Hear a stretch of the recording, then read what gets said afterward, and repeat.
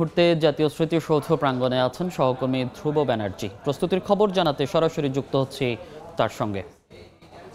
জাতীয় স্মৃতিসৌধে এই মুহূর্তে সর্বসাধারণের জন্য প্রবেশাধিকার সংরক্ষিত করা হয়েছে। এখানে শুধুমাত্র আইন শৃঙ্খলা বাহিনীর সদস্যরা ছাড়া কেউই এখন আর ভেতরে প্রবেশ করতে পারছে না। আমরা দেখেছি বেশ কয়েকজন দর্শনার্থী এসেও ঘুরে গিয়েছেন, কারণ নিরাপত্তার স্বার্থে আজকে ঠিক বেলা 11টার পর থেকেই ভেতরে যারা অবস্থান করছিলেন সবাইকে বের করে দেওয়া হয়েছে এবং আইন শৃঙ্খলা বাহিনী ভেতরে সব কিছু তদারকি করছে এবং ভেতরে আইন শৃঙ্খলা পরিস্থিতি ঠিক রাখার জন্য পুরোটা স্ক্যানিং চলছে।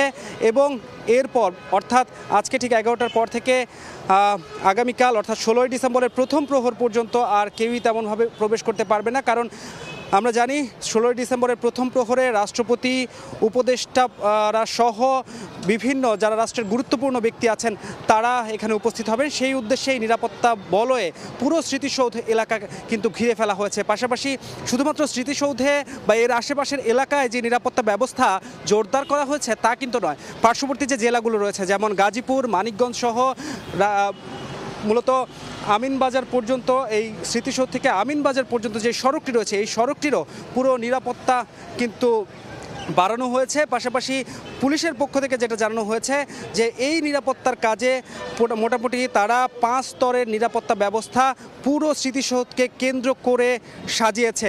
এবং পাশাপাশি আমরা আজকে সকাল থেকে যেটা লক্ষ্য করেছি যে সৌন্দর্য বর্ধনের কাজ কিন্তু আজকে সকাল থেকে চলছে।